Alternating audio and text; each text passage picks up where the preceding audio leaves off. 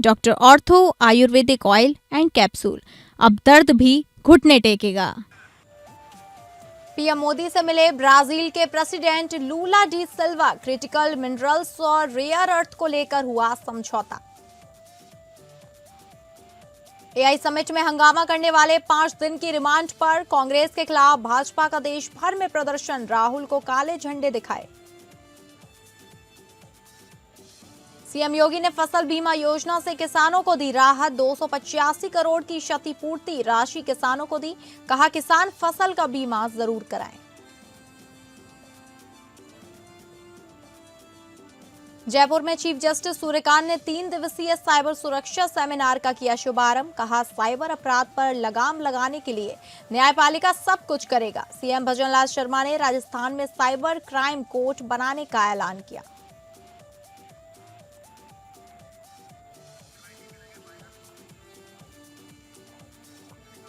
नमस्कार, आप सभी का स्वागत है और मैं हूं आपके साथ अंकिता सिंह। बुलेटिन की शुरुआत करेंगे जहां ब्राजील के राष्ट्रपति लूला डी सिल्वा का राष्ट्रपति भवन में औपचारिक स्वागत किया गया।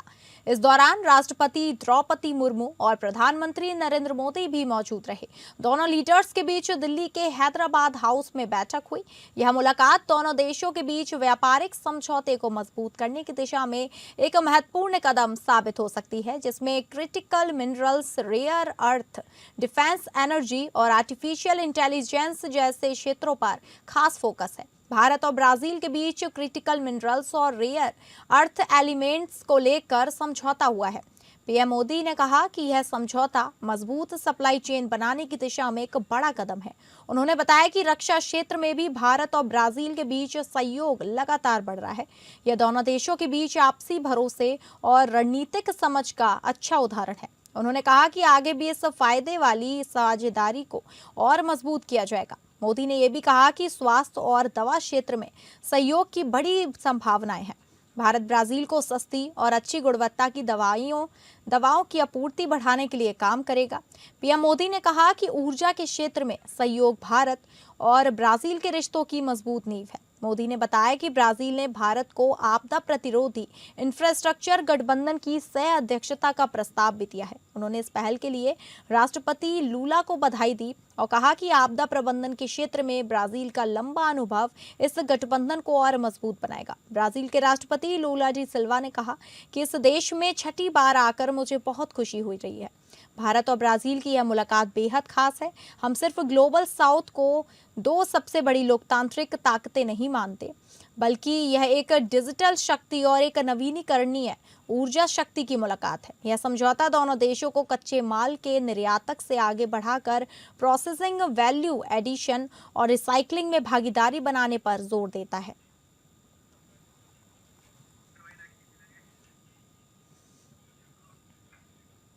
अमेरिका के राष्ट्रपति डोनाल्ड ट्रंप ने सुप्रीम कोर्ट द्वारा वैश्विक टैरिफ को अवैध ठहराए जाने के बाद भी अपने रुख में बदलाव से इनकार किया है। उन्होंने 150 दिनों के लिए 10% अस्थायी आयात शुल्क लगाने का आदेश जारी किया। ट्रंप ने कहा कि भारत के साथ व्यापार समझौते में कोई बदलाव नहीं होगा। बता दें कि अमेरिकी राष्ट्रपति डोनाल्ड ट्रंप ने सुप्रीम कोर्ट के फैसले के बाद कड़ा रुख अपनाया है। उन्होंने सभी देशों पर 10% अतिरिक्त वैश्विक टैरिफ लगाने का ऐलान किया और नया कार्यकारी आदेश जारी करने की घोषणा की। अमेरिका के राष्ट्रपति डोनाल्ड ट्रंप ने सुप्रीम कोर्ट के फैसले के बाद भी अपनी टैरिफ नीति से पीछे हटने से इनकार कर दिया है। सुप्रीम कोर्ट ने राष्ट्रपति ट्रंप के टैरिफ को अवैध करार देकर उससे हटाने का आदेश दिया, लेकिन ट्रंप ने तुरंत 10% ग्लोबल टैरिफ लगाने का ऐलान कर दिया। व्हाइट हाउस में मीडिया से बातचीत करते हुए जब ट्रंप से भारत के साथ व्यापार समझौते पर ग्लोबल टैरिफ के असर को लेकर सवाल किया गया, तो ट्रंप ने साफ कहा कि भारत के साथ व्यापार समझौते में कुछ नहीं बदलेगा। ट्रंप का ग्लोबल टैरिफ 24 फरवरी से लागू होगा और फिलहाल यह 150 दिनों तक लागू रहेगा। उसके बाद अमेरिकी संसद में इस पर प्रस्ताव लाया जाएगा और फिर अमेरिकी संसद तय करेगी कि इसे आगे बनाए रखना है या फिर नहीं। डोनाल्ड ट्रंप ने सुप्रीम कोर्ट द्वारा वैश्विक टैरिफ को अवैध ठहराए जाने के बाद भी अपने रुख में बदलाव से इनकार किया। उन्होंने 150 दिनों के लिए 10% अस्थायी आयात शुल्क लगाने का आदेश जारी किया। ट्रंप ने कहा कि भारत के साथ व्यापार समझौते में कोई बदलाव नहीं होगा। अमेरिकी राजनीति में टैरिफ को लेकर घमासान और तेज हो गया है। अमेरिकी राष्ट्रपति डोनाल्ड ट्रंप ने सुप्रीम कोर्ट के हालिया फैसले के बाद कड़े तेवर दिखाते हुए सभी देशों पर 10% अतिरिक्त वैश्विक टैरिफ लगाने का ऐलान किया है। Mistreated by foreign countries very badly, very, very badly. And last week I gave them $12 billion out of tariff money. We intend to, out of tariff money, because just so you understand, we have tariffs. We just have them in a different way. And now they've been confirmed by the Supreme Court of the United States. So there's no longer that question out there about tariffs. And we'll be taking in hundreds of billions of dollars. And countries that have treated us badly will have to pay a price for treating us badly. And countries that have been good to us will be treated very well. We just left the top person in a place called Vietnam, just left my office. Great gentleman, strong and smart.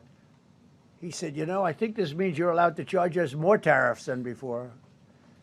And Canada said to Jameson, I might want to say it, Jameson, but Canada said, I hope you win this decision, because if you don't win, you'll actually be allowed to charge us, with a little additional work, higher tariffs. Congress के AI summit में हंगामा करने के विरोध में भाजपा शनिवार को दिल्ली, महाराष्ट्र, गुजरात, बिहार, तेलंगाना और जम्मू कश्मीर में प्रदर्शन किया। दिल्ली में कांग्रेस कार्यालय के बाहर भाजपा युवा मोर्चा के कार्यकर्ता कांग्रेस राहुल गांधी गद्दार, देशद्रोही राहुल गांधी माफी मांगे के पोस्ट लेकर विरोध किया। मध्य प्रदेश के इंदौर में बीजेपी के विरोध प्रदर्शन के दौरान कांग्रेस और बीजेपी कार्यकर्ताओं के बीच झड़प भी हुई। दोनों ओर से पत्थरबाजी की गई। स्थिति को कंट्रोल करने के लिए पुलिस भी तैनात की गई। पटियाला हाई कोर्ट ने एआई समिट में हंगामा करने वाले कांग्रेस कार्यकर्ताओं की कस्टडी और बेल अर्जी पर ऑर्डर सुरक्षित रखा है। पटियाला कोर्ट में सरकारी वकील ने कहा कि आरोपियों ने देश विरोधी नारे लगाए, पीएम के खिलाफ मैसेज वाली टी शर्ट पहनी हुई है। मुंबई के मुलुंड में भाजपा कार्यकर्ताओं ने राहुल गांधी के काफिले को काले झंडे दिखाए। गुजरात के सूरत में भाजपा कार्यकर्ताओं ने विरोध प्रदर्शन के दौरान कांग्रेस का पुतला जलाया। जम्मू कश्मीर में भी भाजपा कार्यकर्ताओं ने विरोध जताया। बिहार के पटना में कांग्रेस का पुतला जलाया गया। इधर दिल्ली के पटियाला कोर्ट में एआई इम्पैक्ट समिट में हंगामा करने वाले 4 आरोपियों को पेश किया गया। पुलिस ने कहा ये सभी नेपाल के जेनजी आंदोलन से प्रेरित थे, प्रदर्शन के एक बड़ी साजिश का हिस्सा था। हंगामे के दौरान कई ग्लोबल लीडर्स और टेक इंडस्ट्री के एक्सपर्ट वहां मौजूद थे।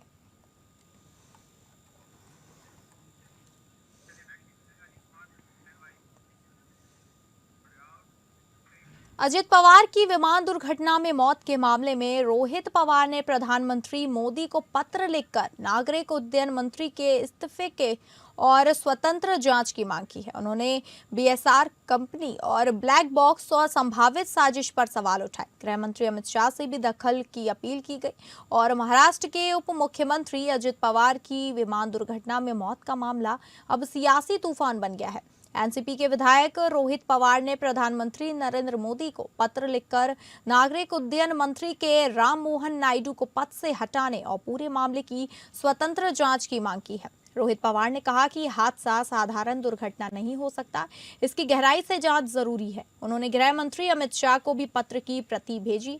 रोहित पवार ने नई दिल्ली में प्रेस कॉन्फ्रेंसिंग कर आरोप लगाया है कि 28 जनवरी की सुबह बारामती एयरपोर्ट पर लैंडिंग के दौरान हुए विमान हादसे के पीछे साजिश हो सकती है। इस हादसे में अजित पवार और 4 अन्य लोगों की मौत हो गई थी। उन्होंने कहा कि यह पता लगाना जरूरी है कि मामला राजनीतिक साजिश है या व्यावसायिक साजिश। उनके अनुसार जिस एयर चार्टर अपनी कंपनी बीएसआर का विमान था, उसके खिलाफ कई गंभीर सवाल उठ रहे हैं। रोहित पवार ने आरोप लगाया कि बीएसआर कंपनी और कुछ प्रभावशाली लोगों के बीच संबंधों की जांच होनी चाहिए। रोहित पवार ने हादसे के ब्लैक बॉक्स को लेकर भी सवाल उठाए। उन्होंने कहा कि दुर्घटना के समय एक नहीं कई धमाके हुए थे। पत्र में रोहित पवार ने प्रधानमंत्री से अपील की कि अगर निष्पक्ष जांच करनी है तो पहले नागरिक उड्डयन मंत्री से इस्तीफा लिया जाए।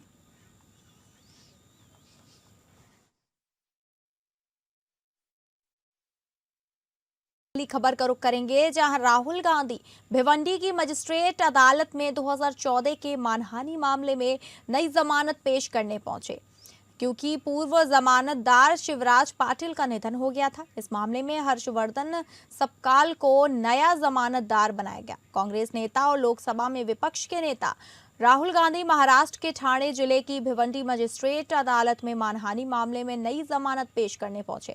अदालत ने उनसे नया जमानतदार पेश करने को कहा था क्योंकि उनके पूर्व जमानतदार और पूर्व केंद्रीय गृह मंत्री शिवराज पाटिल का पिछले साल दिसंबर में निधन हो गया था। राहुल गांधी इस मामले में महाराष्ट्र प्रदेश कांग्रेस कमेटी के अध्यक्ष हर्षवर्धन सपकाल को नए जमानतदार के रूप में पेश कर रहे हैं। उनके वकील नारायण अय्यर के अनुसार मजिस्ट्रेट ने औपचारिकताएं पूरी करने के लिए गांधी को व्यक्तिगत रूप से अदालत में उपस्थित होने का निर्देश दिया था। अय्यर ने कहा कि मामला तेजी से आगे बढ़ रहा है और सुप्रीम कोर्ट के निर्देशों के अनुसार देश भर में सांसदों और विधायकों से जुड़े मामलों का शीघ्र निपटारा किया जा रहा है। वकील ने यह भी कहा कि बचाव पक्ष उचित समय पर अपने गवाह और दस्तावेजी साक्ष्य अदालत के समक्ष पेश करेगा। उन्होंने न्यायपालिका पर विश्वास जताते हुए कहा कि उन्हें भारतीय न्याय प्रणाली पर पूरा भरोसा है और इस मामले में न्याय मिलने की उम्मीद है। अदालत ने महाराष्ट्र कांग्रेस नेता के विवरण का सत्यापन किया क्योंकि उन्होंने प्रक्रिया पूरी करने के लिए जमानत बॉन्ड पर हस्ताक्षर किए थे। मामले की सुनवाई अब 4 अप्रैल के लिए स्थगित कर दी गई है।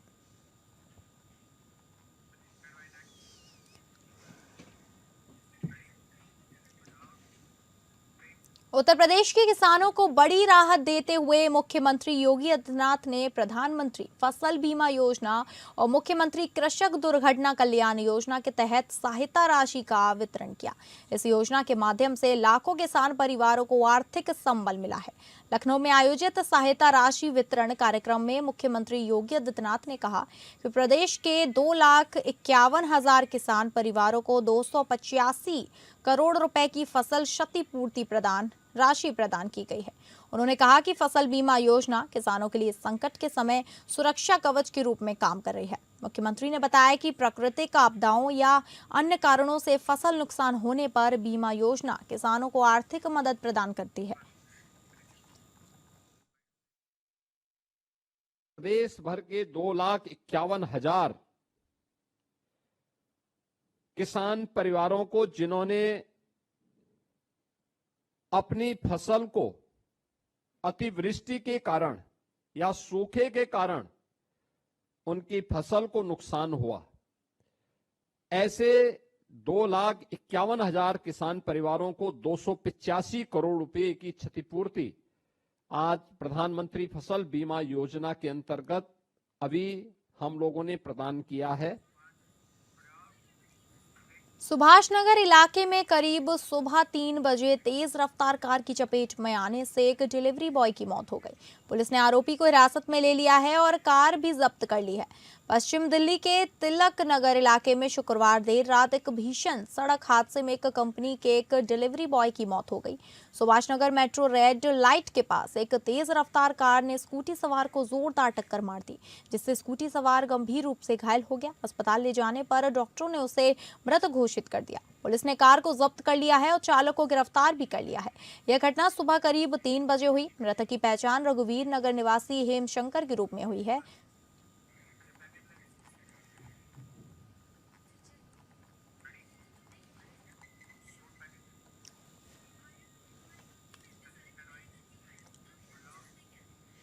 राजस्थान राज्य विधिक सेवा प्राधिकरण की ओर से शुक्रवार को जयपुर में 3 दिवसीय साइबर सुरक्षा, संरक्षण, जागरूकता और न्याय तक पहुंच विषय पर सेमिनार का आगाज हुआ।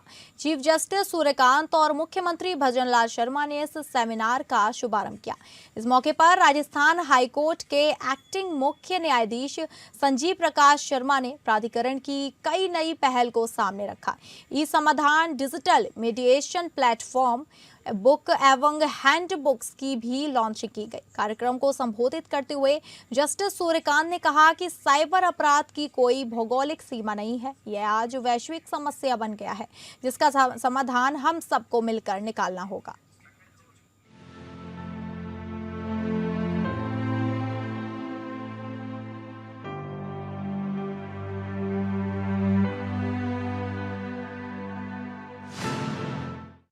चीफ जस्टिस सूर्यकांत ने जयपुर में cyber security awareness, protection and inclusive access to justice पर 3 दिवसीय नेशनल कॉन्फ्रेंसिंग में हिस्सा लिया। सुप्रीम कोर्ट के चीफ जस्टिस सूर्यकांत ने कहा कि डिजिटल क्रांति ने बहुत सुविधा दी है और गवर्नेंस, सर्विसेज और कम्युनिकेशन को पहले से कई ज्यादा आसान बना दिया है। सीजीआई ने जोर देकर कहा कि डिजिटल अरेस्ट जैसा कोई जुडिशियल प्रोसेस मौजूद नहीं है। आप सबको मालूम है, डिजिटल अरेस्ट पर मैंने जुडिशियल नोटिस लिया सुप्रीम कोर्ट में, और जब मेरे पास एक बुजुर्ग दंपत्ति का कंप्लेंट आया कि उनकी सारी उम्र की कमाई जो थी उसको 1 सेकंड में लूट लिया गया, तो मैंने उस पर एक सुओ मोटो संज्ञान लिया, उसको रजिस्टर किया, और मैं उसको अभी भी मॉनिटर कर रहा हूं। और मुझे कोई हेजिटेशन नहीं है, जो मैंने पिछली बार कई बार बहुत सारे सख्त ऑर्डर उसमें पास किए हैं, that whatever role the judiciary can play in getting this menace out of the country, we will not leave any stone unturned. National conferencing में सीजीआई ने कहा कि लंबे समय तक साइबर सिक्योरिटी पक्का करना सिविक एजुकेशन का एक जरूरी हिस्सा माना जाना चाहिए और सभी इंस्टीट्यूशन को कोऑर्डिनेटेड पार्टनर के तौर पर मिलकर काम करना चाहिए। इस दौरान उन्होंने अपना अनुभव शेयर करते हुए कहा कि नाइजीरिया में बनी फेक साइट्स ने उनके परिवार के सदस्यों को मैसेज किया। In fact, on one of the day, my sisters and my young lawyers like my daughters, they received a message from one of the sites created in my name. Fortunately, the language was respectful. There was no offending language. Probably they knew my moral authority and they knew my fear also, that I will not be able to spare them in case I find that. And eventually, then I immediately instructed the cybercrime police authorities to find out something. Unfortunately, what's happening is, all those sites are being generated from Nigeria. वहीं Rajasthan high court के acting chief justice Sanjeev Prakash Sharma ने cyber crime पर चिंता जताई और न्याय की पहुंच बढ़ाने पर जोर दिया। The state government has always shown its keenness in extending consistent support in improving the court infrastructure and facilitating technology integration. It has played a vital role in ensuring that the justice is not only delivered, but delivered efficiently and equitably. I also warmly welcome the honorable judges of the Supreme Court of India to this conference, which has elevated this gathering and brought great distinction and value to our proceedings. I also thank the Chief Secretary and the other officers of the state who have consented to participate in the conference. I am sure when the two minds, judicial and administrative, join together, problems arising on account of cyber frauds would be sorted out and we would be able to make headway to deal with it.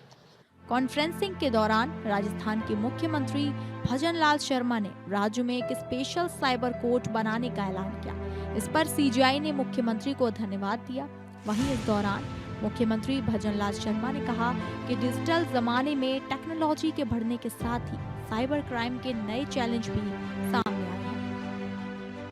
प्रदेश में cyber अपराधों को नियंत्रण एवं रोकथाम के लिए Rajasthan cyber crime control centre R4C की स्थापना की जाएगी।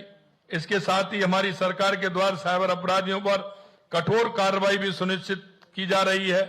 इस अवसर पर राज्य की राजनीतिक और कानूनी हस्तियों ने भी हिस्सा लिया। डिप्टी चीफ मिनिस्टर दिया कुमारी, डॉक्टर प्रेमचंद्र बैरवा और राजस्थान के लॉ एंड लीगल अफेयर्स मंत्री जोगाराम पटेल उपस्थित रहे। Bureau report APN। तो फिलहाल इस बुलेटिन में इतना ही। नमस्कार।